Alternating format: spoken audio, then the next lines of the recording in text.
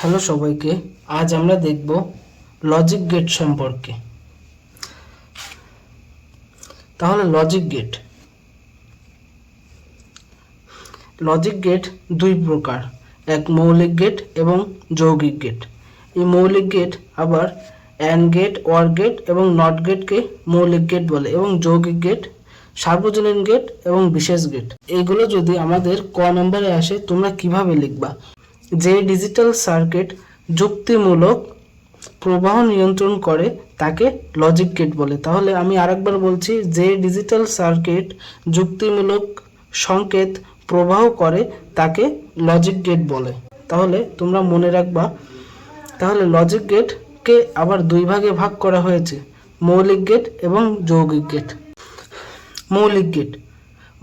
মৌলিক গেটের সংখ্যা কি দিতে পারি?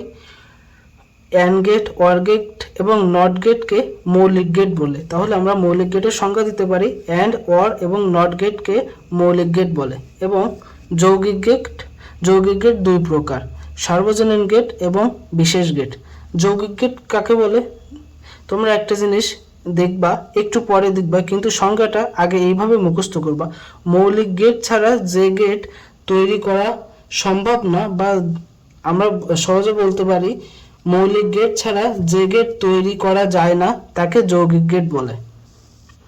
তাহলে কি বলবো? মৌলিক গেট ছাড়া যে গেট তৈরি করা যায় না তাকে যৌগিক গেট বলে। এবং যৌগিক গেট দুই প্রকার, এক সার্বজনীন গেট এবং বিশেষ গেট।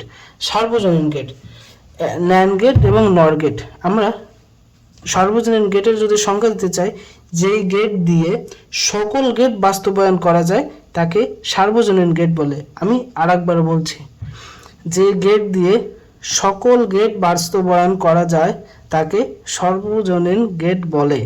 যে গেট দিয়ে সকল গেট বাস্তবায়ন করা যায় তাকে সার্বজনীন গেট বলে। এবং বিশেষ গেট কাকে বলে? এক্স অর এবং এক্স নরকে বিশেষ গেট বলে। তোমরা আবার এই উদাহরণ দিয়েও বলতে পারো। তাহলে আমরা যদি সর্বপ্রথম দেখি লজিক গেট, তাহলে লজিক গেটে এই মৌলিক গেট অ্যান্ড, অর এবং নট।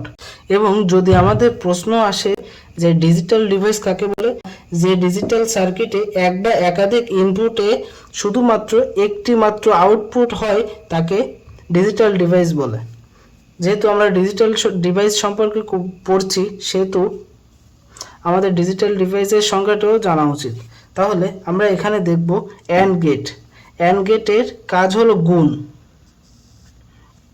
অর গেটের কাজ হলো যোগ, এবং নট গেটের কাজ হলো বিপরীত। বিপরীত বলতে বোঝায় যেমন 1 থাকলে 0 হবে, 0 থাকলে 1 হবে, অফ থাকলে 1, অন থাকলে 1, অন থাকলে অফ, অফ থাকলে অন। এবং এগুলোকে লজিক গেটে এইভাবে প্রকাশ করা হয়, গুণকে এইভাবে দিয়ে ডির মতো প্রকাশ করা হয়, এবং অর গেটকে চাঁদা আকৃতির মতো দেখানো হয় এইভাবে।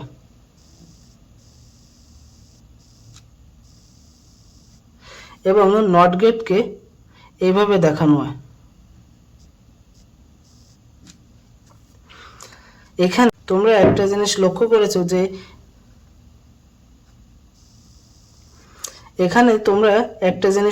করেছো যে এখানে দুটি এবং এখানে একটি সবসময় বের হয়েছে। বুঝি যে এখানে দুটি ইনপুট, আমরা যতগুলো ইনপুট দেব না কেন আমাদের আউটপুট একটি বের হবে। এই যে যেমন দুটি ইনপুট দিছে, আমাদের আউটপুট একটি বের হয়েছে।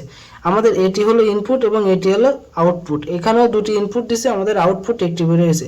শুধুমাত্র নট গেটে ইনপুট যদি একটা দিই, ইনপুট একটা এবং আউটপুটও একটা। তাহলে আমাদের সার্বজনীন গেটে ন্যান্ড গেট এবং নর গেট। ন্যান্ড গেট এবং নট গেটকে কিভাবে প্রকাশ করা হয়? ন্যান্ড, আমরা যদি এনটা কেটে দিই, শুধুমাত্র অ্যান্ড আসতেছে, তাহলে আমরা জানি এটি অ্যান্ড গেট। এবং এখানে এন মানে নট, এখানে এন আছে তাহলে নট। তাহলে আমরা আগে অ্যান্ড গেটটা বসাই। ধরো আমাদের এখানে এন নেই, তাহলে অ্যান্ড গেট। তাহলে আমরা অ্যান্ড গেটটা আগে আঁকি। অ্যান্ড গেটটা কেমন? এরকম ডি আকৃতির। তারপরে এখানে কি আছে? ন্যান্ড মানে এন যুক্ত আছে। এন মানে কি? নট। নট মানে এখানে একটি শূন্য, শূন্য দিয়ে একটি টান। এই হয়ে গেল আমাদের ন্যান্ড গেট। এবং নর গেট, নর গেট কেমন? আমাদের ধরো এখানে এন নেই, তাহলে কি আছে? Or gate. আমাদের অর গেটের চিত্র কি? এরকম চাঁদা আকৃতি। তাহলে আমরা আগে অর গেটটি আঁকবো, দুটো ইনপুট এবং চাঁদা আকৃতি আমরা এঁকেছি। তারপরে এখানে আছে এন মানে নট, তাহলে নট মানে কি? জিরো দিয়ে, জিরোর মতো একটু দিয়ে একটু টান, তাহলে এখানে একটি জিরোর মতো দিয়ে দেবো। এবং তারপরে আছে XOR gate. XOR গেটের বেলায় কি হবে? আমাদের ধরো এখানে এক্স নেই, তাহলে শুধুমাত্র অর গেট। অর গেট কেমন? চাঁদা আকৃতি, তাহলে আমরা চাঁদা আকৃতির দিব।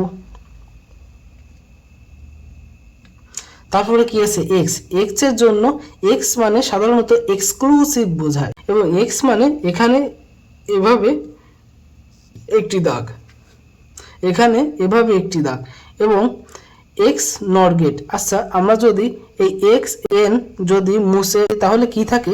শুধুমাত্র ওয়ান। আমরা তাহলে অর গেটটি আগে আঁকবো। অর গেটটি কেমন? চাঁদা আকৃতির।